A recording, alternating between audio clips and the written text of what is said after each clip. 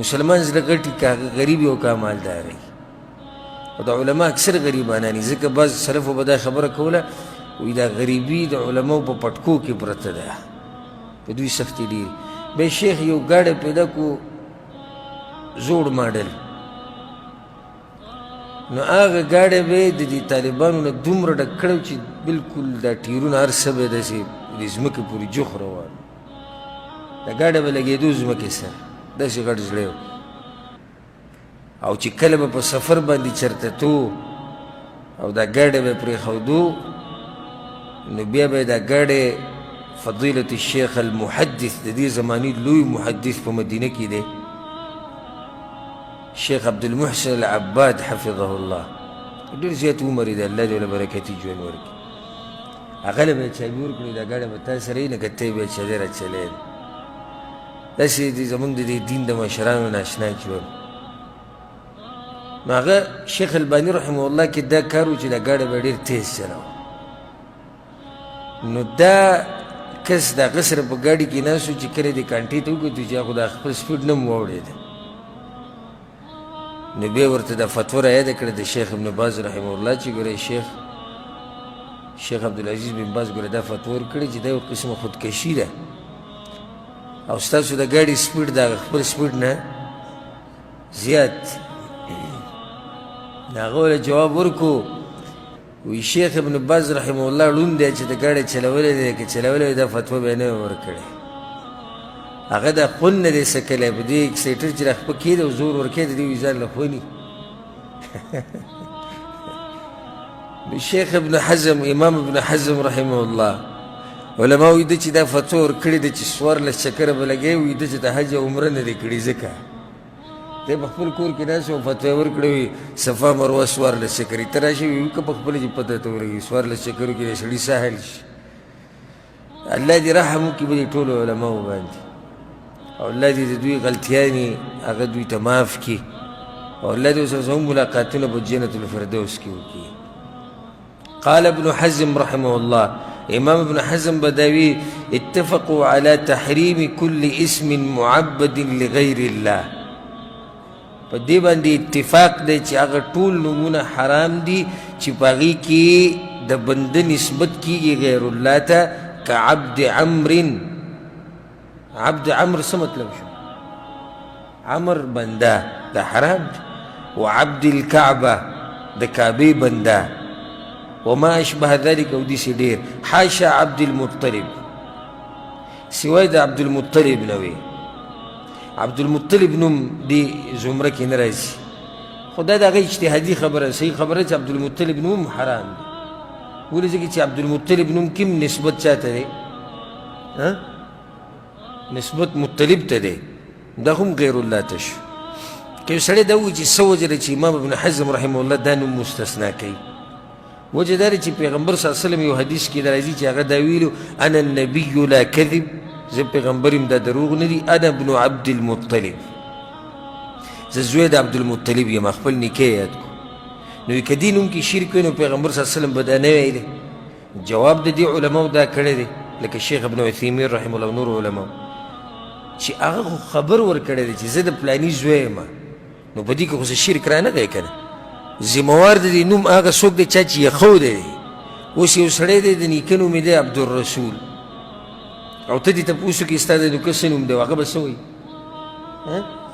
عبدالرسول به وایي که نه آیا د دې داسې مطلب دا شو چې لکه دا سړی دې قسمه نوم ته جایز وایي نه هغه خبر ورکو چې زه د عبدالرسول نوسی یم یا زه د هغه زوی یم دویم تفسیر د دې آیت دا شوی دی وعن ابن عباس رضي الله عنهما في الآية عبد الله بن عباس دي آيت مباركي دا ویلی دي خدا قصة سندن کمزوری ده او زه به وجه د کمزورتیا هغه بیان کم علماء ذکر کوي باز وی لما تغشاها آدم وی دا قصه چې کوم الله ذکر کړې ده د آدم او د بیبي حوا ده کله چې وی آدم علیه السلام د بیبي حوا سره کوروالی وکړو حملت د هغې په خېټه باندې حمل جوړ شو فآتاهما ابلیس نو ابلیس پسې راغی ورته دا ووایي چې انی صاحبکما الذي اخرجتکما من الجنه زه ستاسو هغه ملګری یم چې ما تاسو دواړه د کوم ځای نه راویستي یې؟ د جنت نه مې راویستي یې. لتطیعاني او لاجعلن له قرنی ایل، یا به تاسو زما خبره منئ او یا به که زما خبره مو ونه منله نو دې هلک له به ښکرې پیدا کړمه او دومره غټې ښکرې وي چې هغه به د دې مور د خېټې نه راوځي. فیخرج من بطنکی، هغه به ستا د حوا ته وایي ستا د خېټې نه به راوځي. فیشقه، نو خېټه به دله وشلی. ولا افعلن او زه به دا وکړم، زه به ابلیس ورته وي. یخوفهما، دواړه یې یېرول. سمیاه عبد الحارث، چې کله دا ماشوم پیدا شو نو دله به نوم کېدی څه؟ عبدالحارث نوم به وله کېدی. فابیا ان یطیعا، نو هغو دواړو انکار وکړو چې موږ خو ستا دا خبره نشو منلی. فخرج میتا، نو دا ماشوم مړ پیدا شو. ثم حملت، په دویم پیري بیا حمل جوړ شو. فاتاهما، نو دا شیطان بیا راغی. فذکر لهما، نو بیا ورته دا قصه وکړه. فادرکهما حب الولد، نو دې پورې د ماشوم دې مینې ته هغوی ټینګ نه شو. فسمیاه عبد الحارث، نو دواړو وله نوم کېښود څه شی؟ عبد الحارث. فذلك قوله تعالى، نو دا وینا د الله ده. جعل له شرکاء فيما آتاهما، نو شریکان جوړ کړو په هغه څه کې د الله دپاره کوم څه چې ول الله ورکړي. رواه ابن ابي حاتم. دا قصه امام ابن ابي حاتم رحمه الله راوړې ده. صحیح خبره ده چې دا قصه باطله ده. صحیح خبره ده چې دا قصه څه ده؟ باطله ده. یوه وجه ده چې د دې صحیح سند نشته او نه پیغمبر صلی الله علیه وسلم دا قصه بیان کړې ده، بلکې دا منګړت قصه ده. دویمه دا ده که چېرته آدم او حوا دا کار کړی نو بیا خو هغوی شرک کړی. څه یې کړي؟ شرک یې کړی. او په یو ځای کې الله موږ ته دا نه دي بیان کړي چې دوی د دې شرک نه توبه ویستې ده، نو بیا خو والعیاذ بالله هغو دواړو په څه باندې مړه دي؟ بیا خو په شرک باندې مړه دي. درېیمه وجه دا ده چې پیغمبران خو د شرک نه پاک دي په اتفاق المسلمین، نو څنګه آدم علیه السلام په شرک کې واقع شو نوم ول عبدالحارث کېښود؟ څلورمه وجه دا ده هغه اوږد حدیث دی چې خلک به د قیامت په ورځ اول په چا پسې لاړ شي؟ آدم علیه السلام پسې. آدم علیه السلام به ورته خپله کومه خطایي ذکر کړي چې زه الله د ونې نه منع کړی وم او زه ورغلی وم. که چېرته دا کار یې کړی نو بیا به هلته ورته دا هم ذکر کولی چې ما خپل بچي له نوم ایښودی وسي چې عبدالحارث، نه هلته ورته دا نه ذکر کوي. پنځمه وجه دا ده وایي شیطان ورته دا وایي چې زه ستاسو هغه ملګری یم چې ما تاسو د جنت نه راویستي یې. نو چې دا خبره ورته وکړي چې ما تاسو د جنت نه راویستي یې، نو بیا ولې څنګه خبره مني؟ یو هغه ته پته ولګي چې دا خو زموږ هغه دشمن دی چې موږ یې د څه نه راویستي جنت نه. اوس ولې بیا خبره ومنو؟ په بل څه کې به مواقع کي. بله خبره دا ده وایي هغه شیطان ورته دا ووایي چې زه به دله ښکرې جوړې کړم.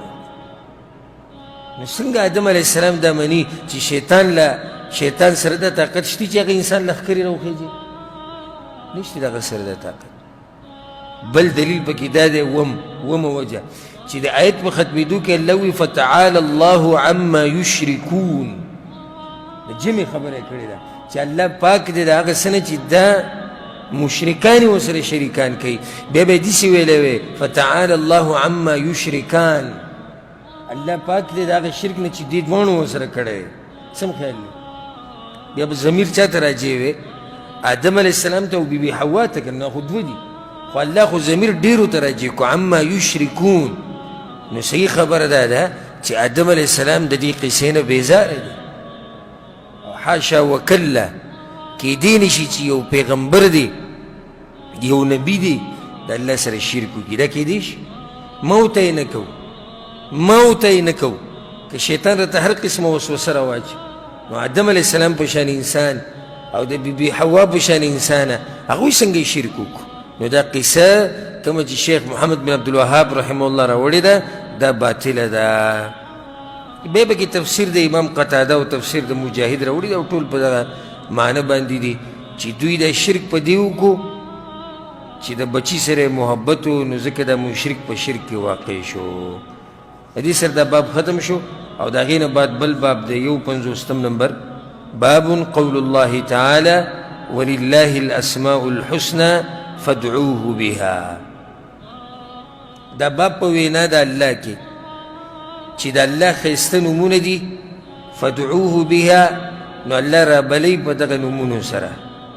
د الله د نومونو او د صفاتو په باره کې تفصیل مخکې تیر شوی و که نه تیر شوی؟ خما خلاصه ذکر کړی و. چاته څه خلاصه یاده ده؟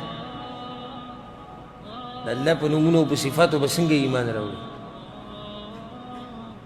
که تا نه څوک تپوس وکړي چې د الله په نومونو او صفاتو به څنګه ایمان راوړي؟ څنګه ایمان به پرې راوړي؟ تا ته څه معلوم شي؟ سلیمه ته د الله نومونه او صفات څنګه منې؟